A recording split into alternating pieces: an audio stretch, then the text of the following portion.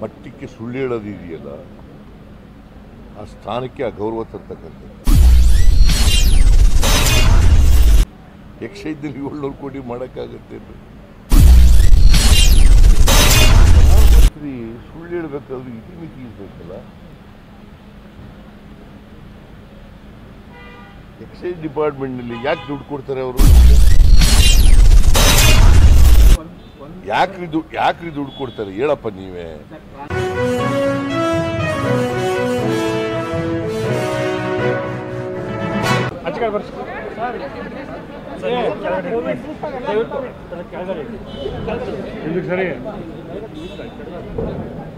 ಕೇಳಿ, ಕೋವಿಡ್ ತನಿಖೆ ಯಾವಾಗಿಂದ ಸ್ಟಾರ್ಟ್ ಆಗುತ್ತೆ? ಇನ್ನು ಕ್ಯಾಬಿನೆಟ್ ಮುಂದೆ ಬಂದಿಲ್ಲ. ಸಬ್ ಕಮಿಟಿ ಎಕ್ಸಾಮಿನ್ ಮಾಡ್ತಾ ಇದೆ. ಸಬ್ ಕಮಿಟಿ ರಿಪೋರ್ಟ್ ಕೊಟ್ಟ ಮೇಲೆ we will take up discussion in the cabinet. ನಿಮ್ಗಾಗಲೇ ದಿನೇಶ್ ಗುಂಡೂರಾವ್ ಅವರ ಹೇಳಿಕೆ ಮೇಲೆ ಬಸವರಾಜ ಬೊಮ್ಮಾಯಿ ಅವರು ರಿಯಾಕ್ಟ್ ಮಾಡಿದ್ದಾರೆ ಸರ್. ಗೊತ್ತು ಬೆದರಿಕೆಗಳಿಗೆಲ್ಲ ಅಂಜಲ್ಲ ನಾವು. ಗುಡ್ ಬೆದರಿಕೆ ಅಲ್ಲ ಇದು, ಗುಡ್ ಬೆದರಿಕೆ ಅಲ್ಲ. ನಾವು ಕಮಿಷನ್ ಮಾಡಿದ್ವಿ, ಮೈಕಲ್ ಕುನಾ ಅವರ ಅಧ್ಯಕ್ಷತೆಯಲ್ಲಿ ಒಂದು ಕಮಿಷನ್ ಮಾಡಿದ್ವಿ. ಅವ್ರು ಕೊಟ್ಟಿರ್ತಕ್ಕಂಥ ರಿಪೋರ್ಟ್, ಆ ರಿಪೋರ್ಟ್ನ ಆಧಾರದ ಮೇಲೆ ಇದನ್ನು ಕ್ರಿಮಿನಲ್ ಆಕ್ಷನ್ ತಗೋಬೇಕು ಅಂತ ಹೇಳಿರೋದು. ಸೊ ಅದು ಗುಡ್ ಬೆದರಿಕೆನಾ? ಏನು ಗುಡ್ ಬೆದರಿಕೆ ಅಂದ್ರೆ ಏನು? ಏನು ಗುಡ್ ಬೆದರಿಕೆ ಅಂದರೆ ಒಂದು ಕಮಿಷನ್ ಮಾಡಿ just given A report, on the base of the report criminal action ತಗೋತೀವಿ ಅಂತ ಹೇಳಿದ್ದಾರೆ ಅವರು. What is wrong in that? Good ಬೆದರಿಕೆ ಅನ್ನೋದು ಡ್ಯೂಟಿ ಹೊಡೆದ್ಬಿಟ್ಟು ಈಗ ಗುಡ್ ಬೆದರಿಕೆ ಅಂತಂದ್ರೆ ನೋಡೋಣ ಕ್ರಿಮಿನಲ್ ಆಕ್ಷನ್ ಆದಮೇಲೆ ಅವ್ರು ಏನು ಮಾಡ್ತಾರೆ ಅಂತ. ಸರ್, ಈಗ ಅದು ವಿಕುನಾ ಅವರು ಕಮಿಟಿ ಪ್ರಾಸಿಕ್ಯೂಷನ್ಗೂ ಹೇಳಿದೆ ಸರ್, ಮಾಜಿ ಮುಖ್ಯಮಂತ್ರಿ ಯಡಿಯೂರಪ್ಪ ಹಾಗೂ ಶ್ರೀರಾಮುಲು ಅವರು. ಸೊ ಈ ಸಂಬಂಧಿಸಿದಂಗೆ ಏನಾದರೂ ಪ್ರಕ್ರಿಯೆ ಸ್ಟಾರ್ಟ್ ಮಾಡ್ತಾರೆ? ಇನ್ನೂ ರಿಪೋರ್ಟ್ ಬರಲಿ, ಸಬ್ ಕಮಿಟಿ ರಿಪೋರ್ಟ್ ಬರಲಿ, ಈ ಟೇಕ್ ಆಕ್ಷನ್. ಅವ್ರು ಏನು ಹೇಳ್ತಿದ್ದಾರೆ ಯಡಿಯೂರಪ್ಪನವರು, ಬೇಕಾದವ್ರು ಎದುರಿಸಲಿ, ನನಗೆ ನ್ಯಾಯಾಂಗ ಇದೆ, ನ್ಯಾಯಾಂಗದ ಮೇಲೆ ನಂಬಿಕೆ ಇದೆ, ಅವರು ಸೋಲೋ ಭಯದಿಂದ ನನ್ನ ಮೇಲೆ. ನ್ಯಾಯಾಂಗ ಬರೀ ಒಬ್ಬರಿಗೇನೆ ಇರೋದು, ಎಲ್ರಿಗೂ ಇದೆಯಾ? ಬರೀ ಯಡಿಯೂರಪ್ಪನವ್ರು ಮಾತ್ರ ಇದೆಯಾ?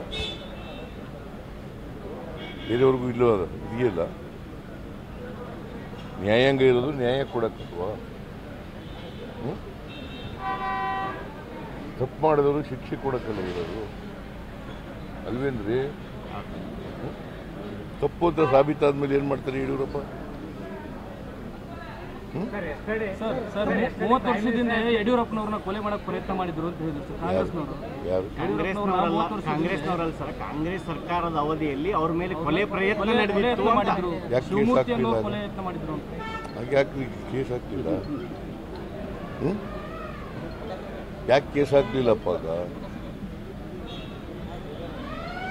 ಸುಳ್ಳು ಹೀಗೆ ಹೇಳಿದ್ರೆ ಸುಳ್ಳು ನಿಜನಾ? ಅದು ನಿಜ ಇದ್ರೆ ಕೇಸ್ ಹಾಕ್ಬೇಕಾಗಿತ್ತಲ್ಲ.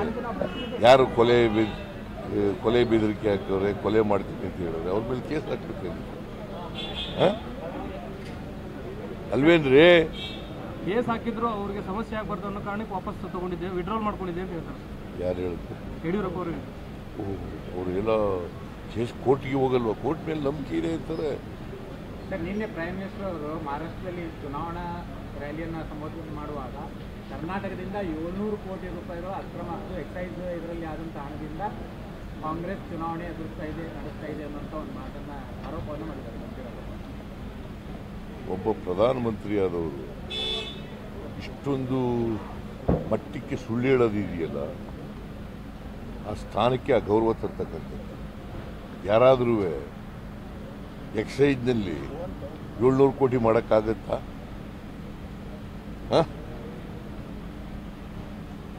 ಎಕ್ಸೈಜ್ನಲ್ಲಿ 700 ಕೋಟಿ ಮಾಡೋಕ್ಕಾಗತ್ತೆ? ಒಬ್ಬ ಪ್ರಧಾನಮಂತ್ರಿ ಸುಳ್ಳು ಹೇಳಬೇಕಾದ್ರೆ ಇತಿಮಿತಿ ಇರಬೇಕಲ್ಲ.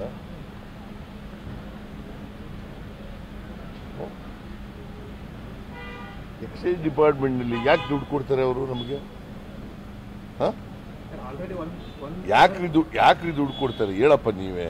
ಟ್ರಾನ್ಸ್ಫರ್ ಮತ್ತು ಮದ್ಯದ ಆಯ್ತಪ್ಪ, ಅಂತ ಒಂದು ಆರೋಪವನ್ನ ಗವರ್ನರ್ ಹತ್ರ ಬಿಜೆಪಿನೂ ಮಾಡಿದೆ ಆಲ್ರೆಡಿ. ಬಿಜೆಪಿಯವರು ರಾಜಕೀಯಕ್ಕೋಸ್ಕರ ಮಾಡಿದ್ದಾರೆ. ಅವರು ಮದ್ಯದ ಅಂಗಡಿಗಳ ವ್ಯಾಪಾರಸ್ಥರು ಅವರು ರಾಜಕೀಯ ಕಾರಣಕ್ಕೋಸ್ಕರ ಮಾಡಿರ್ತಾರೆ. 700 ಕೋಟಿ ಹಾಗಾದ್ರೆ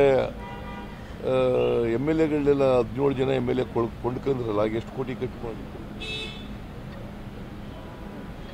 ಇಲ್ಲಿಂದ ಬಂತು ಆ ದುಡ್ಡು? ಯತ್ನಾಳ್ ಹೇಳಿದಾರಲ್ಲ, ಚೀಫ್ ಮಿನಿಸ್ಟರ್ ಆಗ್ಬೇಕಾದ್ರೆ 2,000 ಕೋಟಿ ಕೊಡಬೇಕು ಅಂತ. ಯಾವ ದುಡ್ಡು ಅದು? ವಿಜಯೇಂದ್ರ ಅಧ್ಯಕ್ಷನಾಗಬೇಕಾದ್ರೆ ದುಡ್ಡು ಕೊಟ್ಟಾಗಬೇಕು ಅಂತ ಹೇಳಿದ್ರಲ್ಲ, ಯಾವ ದುಡ್ಡು ಅದು? ನಾನು ಹೇಳಿರೋದಲ್ಲ, ಯತ್ನಾಳ್ ಹೇಳಿರೋದು. ಯಾರು ಯತ್ನಾಳು? BJP man. ಏನಾಗಿದ್ದಾರೆ ಅವರು? ಶಾಸಕರು, ಸೀನಿಯರ್ ಮಾಜಿ ಮಂತ್ರಿ, ಕೇಂದ್ರದ ಮಾಜಿ ಮಂತ್ರಿ, ಸೀನಿಯರ್ ಲೀಡರ್. 2,000 ಕೋಟಿ ಕೊಟ್ಟು ಯಡಿಯೂರಪ್ಪ ಚೀಫ್ ಮಿನಿಸ್ಟರ್ ಆಗಿದ್ರು. ಬಸವರಾಜ ಬೊಮ್ಮಾಯಿ ಚೀಫ್ ಮಿನಿಸ್ಟರ್ ಆಗಿದ್ರು. ಕೋಟಿ ಅಂತಂದ್ರೆ ಅರ್ಥ ಎಲ್ಲಿಂದ ಗೊತ್ತಪ್ಪ ದುಡ್ಡು? ಏನು ಸುಮ್ಮನೆ ಅದೇ ಓಡ್ ಬಂದ್ಬಿಡ್ತಾ? ಸರ್, ಮೋಡಾ ಸೈಟ್ ವಿಚಾರವಾಗಿ ಸ್ನೇಹ ಕೃಷ್ಣ ಅವರು ಮತ್ತೊಂದು ದಾಖಲೆ ಬಿಡುಗಡೆ ಮಾಡಿದ್ದಾರೆ. ಮುದ್ರಾಂಕ ಶುಲ್ಕವನ್ನು ತಹಸೀಲ್ದಾರ್ ಭರಿಸಿದ್ದಾರೆ. ಇದಕ್ಕಿಂತ ಇನ್ನೇನು ಸಾಕ್ಷಿ ಬೇಕು? ನೋಡಿದ್ಯಾ ಅದನ್ನ? ನೋಟಿಸ್ ಬಿಡುಗಡೆ ಅವರು ಸೋಷಿಯಲ್ ಮೀಡಿಯಾದಲ್ಲಿ ಹಾಕಿದ್ದಾರೆ. ಸೋಷಿಯಲ್ ಮೀಡಿಯಾದಲ್ಲಪ್ಪ, ಚೆಕ್ ಮೂಲಕ ಕೊಟ್ರ? ಚೆಕ್ ಮೂಲಕ ಕೊಟ್ಟಿದ್ದಾರೇನ್ರಿ? ಚೆಕ್ ಶುಲ್ಕವನ್ನು ಅವರು ಭರಿಸಿದ್ದಾರೆ ಅಂತೇಳಿ ಅವ್ರು ಹೇಳಿದ್ರು. ಅದು ಏನು ಅವ್ರು ಸುಳ್ಳು ಆರೋಪಗಳನ್ನು ಮಾಡ್ತಾರೆ. ಯಾರಾದರೂ ನೋಡಪ್ಪ, ದಾನಪತ್ರ ಮಾಡ್ಕೊಳ್ಳಿಕ್ಕೆ ನನ್ನ ಬಾಂಬೈದ ಕೊಟ್ಟಿರೋದು ದುಡ್ಡನ್ನು, ಗೊತ್ತಾಯ್ತಾ? ಇದಕ್ಕೆ ನಾವು ಕೊಟ್ಟಿದ್ದೀವಿ, ನನ್ನ ಹೆಂಡತಿ ಕೊಟ್ಟಿದ್ದಾಳೆ ಕೈಪತ್ರ ಮಾಡ್ಕೊಳ್ಳೋದಕ್ಕೆ ಕೊಡೋದಿಲ್ಲ. ಅದು ಬಿಟ್ಟರೆ ಯಾರು ತಹಸೀಲ್ದಾರರು ಕೊಟ್ಟಿಲ್ಲ, ಅಸಿಸ್ಟೆಂಟ್ ಕಮಿಷನರ್. ಯಾಕೆ ಕೊಡ್ತಾರೆ ತಹಸೀಲ್ದಾರ್?